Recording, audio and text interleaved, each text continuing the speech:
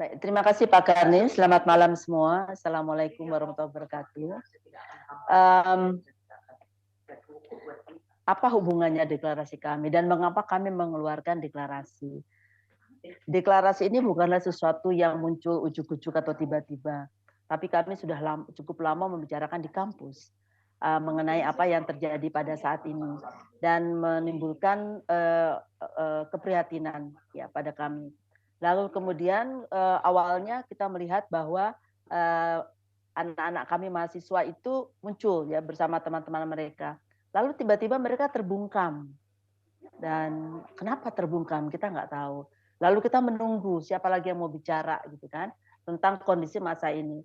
Karena kami menganggap bahwa guru besar itu kan bukan orang-orang yang hanya ada di kampus untuk mengajar, meneliti, ya masyarakat. Tapi kan kami juga punya kewajiban yang tidak sedikit untuk memberikan kontribusi kepada masyarakat. Jadi kami memang seakan-akan kami itu terkurung di dalam suatu ruangan di mana hanya melaksanakan tridharma pendidikan tinggi. Tapi kami itu bukan seperti three wise monkey-nya dari filsafat Jepang dan juga Cina. Three wise monkey, see no evil, hear no evil, see no evil. Yang tidak mau mendengarkan, yang diterjemahkan juga antara lain, mendengar, melihat, dan mengatakan sesuatu yang buruk. Kalau memang ada sesuatu yang kurang baik, itu kami harus mengatakan. Karena kami ingin ada perubahan yang lebih baik buat masyarakat Indonesia. Dan ternyata kami melihat bahwa sesuatu yang tadinya kecil ternyata bersifat masif. Terutama dari kalangan hukum ya, kami di hukum itu kan juga kami sangat duka yang sangat gitu ya, mengenai hukum ini ketika pengambilan keputusan di tingkat negara itu mempergunakan yang harusnya menggunakan hukum sebagai a tool of social engineering, sebagai suatu sarana untuk memperbaiki masyarakat agar lebih baik, ternyata dipergunakan as a tool of political engineering. Dan buat saya ini sangat menyedihkan. Kami orang-orang hukum itu seakan-akan memberi apa ya, memberikan satu leeway kesempatan bahwa kepada seluruh masyarakat, look, bahwa bisa-bisa saja Anda itu secara hukum itu oke, legal, akan tetapi secara etika, secara moral itu illegal. Dan ini buat saya menyedihkan sekali karena ini adalah contoh-contoh di mana kita ternyata mengajarkan hukum itu hanya sebagai satu alat, satu sarana untuk mencapai tujuan tertentu. Padahal kan bukan itu tujuannya hukum. Hukum itu kan dipergunakan untuk mencapai kebaikan masyarakat, seluruh masyarakat, bukan sekelompok saja. Itu yang pertama. Dan yang kedua juga kami melihat bahwa demokrasi yang sudah kita coba bangun selama berpuluh-puluh tahun, ya, dan kami bangga sekali Pak Ikrar kalau di tingkat nasional bisa dengan gagah mengatakan we are a full-fledged democracy. Itu 3 tahun yang lalu kita katakan. Tapi kalau kita sampai pada titik sekarang, kita akan bertanya, are we still there? Apakah kita masih di situ? Atau kita sudah mengalami degradasi, mengalami reduksio di dalam perjalanan demokrasi? Karena yang namanya demokrasi itu kan kembali lagi itu suara rakyat, suara Tuhan, Vox Populi, Vox Dei, ternyata tidak dijalankan dengan baik. Yang kita lihat adalah justru bahwa yang menjadi tumpuan, yang menjadi landasan pengambilan keputusan itu adalah hal-hal yang di luar kepentingan rakyat banyak. Dan ini yang menimbulkan kami kemudian merasa sangat prihatin. Ya, belum lagi adanya berbagai upaya untuk menyampaikan hal-hal yang kurang benar gitu ya. Yang sekarang terjadi itu waktu itu kami dugaan kami tidak akan sampai ke kampus. Karena kampus itu selalu harusnya menyampaikan kebenaran. Di UI itu kita punya moto veritas, probitas, justisia. Kebenaran, kejujuran, dan keadilan. Tapi ternyata ini diporak-porandakan oleh keputusan-keputusan diambil di tingkat pusat, di tingkat negara. Dan ini yang membuat kami kemudian menjadi sangat bersedih. Oleh sebab itu harapan-harapan kami dengan adanya seruan kebangsaan tersebut, maka setiap pejabat negara yang terlibat di dalam penyelenggaraan perhelatan kita nanti pada tanggal 14 itu memahami apa sih mereka. Kenapa? Karena pemimpin bangsa itu kan tugasnya mengayomi dan mengayemi, melindungi dan memberikan rasa damai, rasa sejuk pada masyarakat. Tapi apabila yang ditampilkan adalah yang berlawan dengan itu, tentu saja kami sebagai akademisi di kampus yang tugasnya bukan hanya mendidik generasi muda, akan tapi juga memastikan bahwa generasi muda itu akan muncul sebagai lulusan yang cerdas dan bernurani, menjalankan tugas-tugas mereka ketika mereka masuk ke masyarakat dengan baik, dan tetap menjunjung etika dan nurani, itu akan dipertanyakan. Nah, ketika itu mengatakan kalian harus cerdas bernurani, terus mereka mengatakan, sorry, Prof Tuti ini bohong aja. Itu buktinya nggak begitu tuh. Di tingkat MK nggak begitu. Di tingkat kemarin yang DKPP nggak begitu ya. Dan kita melihat bahwa terjadi banyak sekali penyimpangan-penyimpangan di tingkat pemerintahan dan di tingkat lembaga-lembaga yang kita anggap itu adalah children of our reform. Ya, masa reformasi kita punya yang namanya KPK, yang namanya MK, yang namanya KPU. Loh kok tiga-tiganya sekarang mengalami saya nggak bisa kebocoran, kejatuhan. Ya, dan itu buat kami sangat menyakitkan. Karena lembaga-lembaga ini adalah menjadi satu penopang dan suatu sangkakala ya bagi masyarakat Indonesia.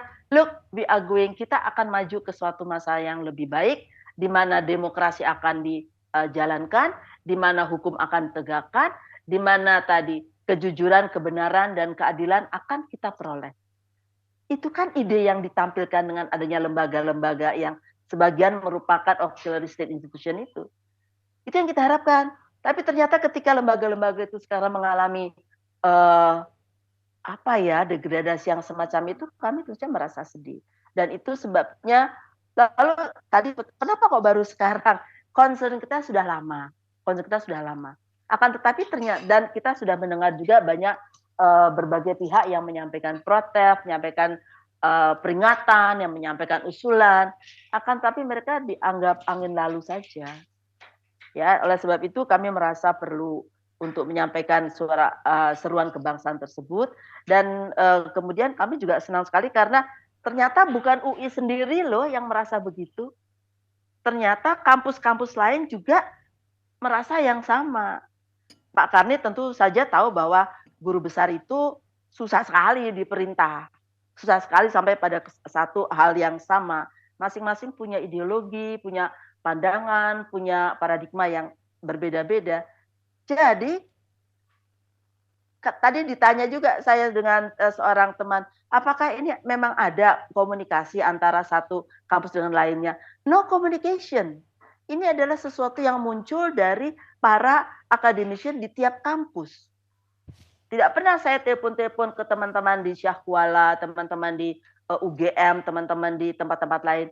Tapi semua merasakan hal yang sama. Semua menyampaikan concern yang sama. Semua merasakan keprihatinan yang sama. Dan kami juga menyampaikan pesan yang sama kepada pimpinan pemerintahan dan bangsa ini agar kembali ke kitohnya, kembali ke jalan yang lurus, kembali ke aturan perundangan. Ya, jangan kemudian kalau dulu kan ceritanya semua buat rakyat. Kami melakukan ini semua buat rakyat, kami mendengar rakyat, kami demi rakyat. Sekarang kok terjadi perubahan yang sangat yang sangat signifikan, ternyata kok bukan rakyat yang diutamakan. Keluarga dan kelompok. Ya, dan buat kami memang sudah waktunya kita memberikan peringatan dalam tanda kutip, dan kita punya harapan besar bahwa Bapak Presiden akan menyadari bahwa pertama kami itu bukan kelompok-kelompok yang bisa dimobilisasi oleh satu aktor intelektual atau satu kepentingan politik, bukan. Kepentingan kami satu, bagaimana menjalankan satu proses pemilihan umum yang jujur, adil, dan fair, dan membuat masyarakat menjadi lebih baik lagi. Terus sebabnya kami berharap bahwa Presiden udah deh stop deh kampanye-kampanye dengan segala macam caranya. Ya, ini tadi teman cerita bahwa akan ada acara dari Dewa 19 apa tadi ya di Jogja ya. Kira-kira apa? Kan banyak sekali kerjaan-kerjaan yang perlu dilakukan oleh Presiden. Kami mendapatkan informasi dari istana, oh Ibu ini kami mendengar semua pikiran-pikiran pernyataan dari para guru besar. Kalau cuma didengarkan kira-kira apa gunanya? Ya, apakah kami tuh bisa makan dengan setiap orang, setiap termasuk buzzer yang ngomong-ngomong gitu? We are not buzzers. Kita tidak punya kepentingan politik. Kita tidak punya kepentingan untuk mendapatkan, wah mudah-mudahan aku nanti jadi menteri, aku nanti jadi dirjen, aku nanti jadi itu sudah di belakang kami, Bang Karni. Kami adalah orang-orang yang sudah selesai dengan dirinya sendiri. Tidak ada yang kami inginkan untuk sesuatu kecuali untuk Indonesia. Kita tuh udah tua ya, kita sebentar lagi akan masuk kubur. Apakah kita akan membiarkan? Kami tidak tega untuk membiarkan masyarakat berada dalam satu suasana yang tidak jelas. Bahwa nanti demokrasi akan terus menurun dan menurun, sehingga kita akan mengalami lagi apa yang kita alami beberapa puluh tahun yang lalu. Do we want that? Tentu saja tidak. Ya, dan saya kira di sini para politisi di sini juga harusnya sepakat dengan saya bahwa kita mau masyarakat yang memang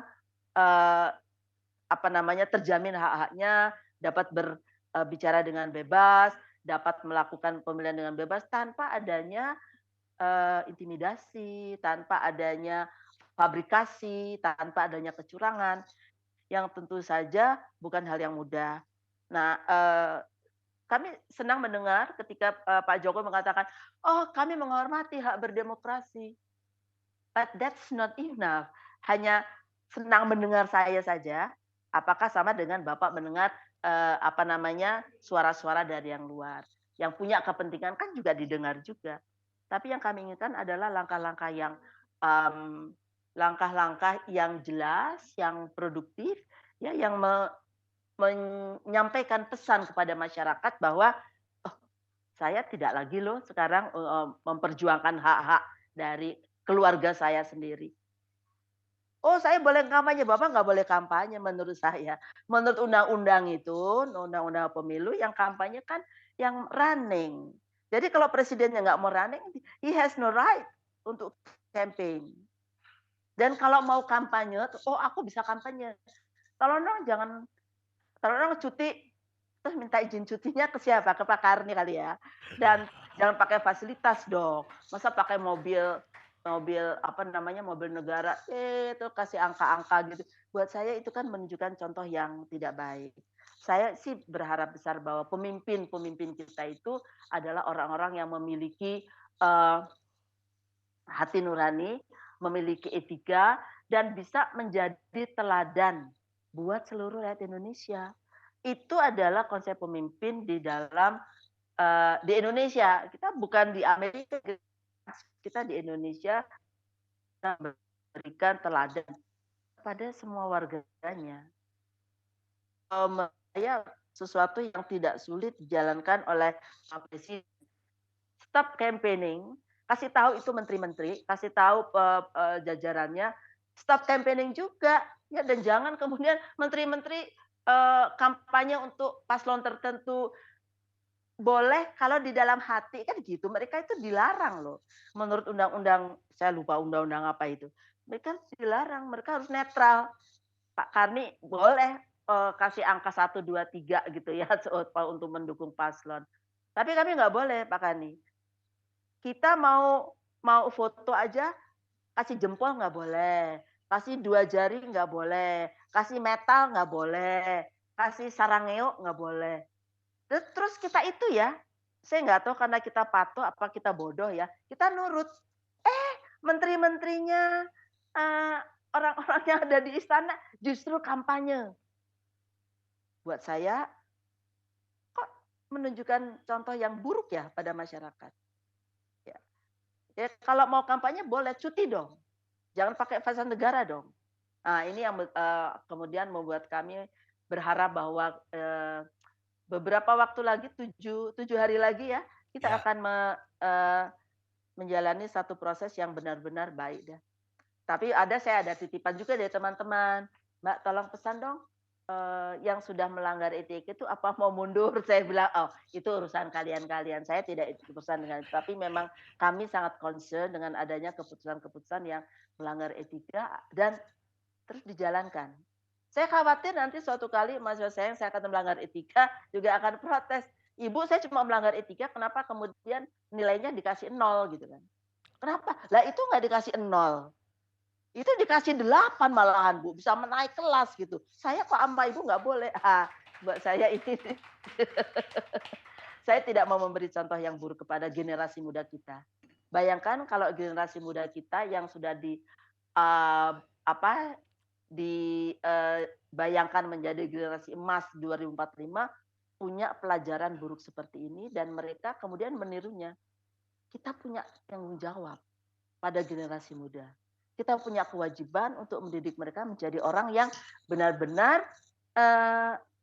tadi cerdas, tapi tetap bernurani dan beretika, ya, dan tidak menggampangkan dan tidak menjadikan hukum sebagai a tool of political engineering. Kita ingin dikembalikan. Ini for the betterment of the society, buat kebaikan seluruh rakyat Indonesia, bukan kelompok-kelompok tertentu. Kami akademisi nggak peduli kelompok paslon-paslon itu. Ya, jadi jangan pula dituduh kami itu partisan dan dituduh pula kami itu melakukan agitasi. Ini zaman orla nih kata agitasi dipakai.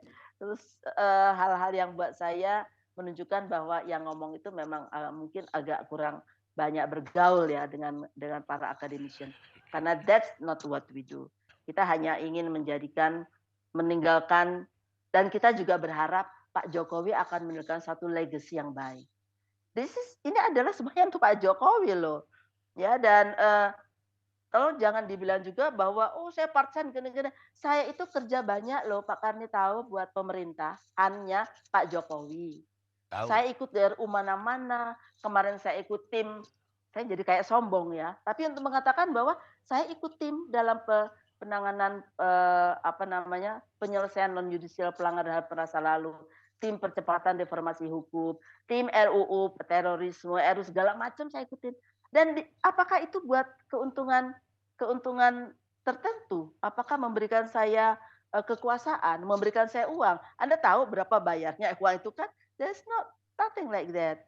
Jadi yang dilakukan oleh saya dan teman-teman saya semuanya di academician itu adalah bagaimana membuat pemerintahan ini lebih baik, bagaimana memiliki ketentuan yang lebih baik.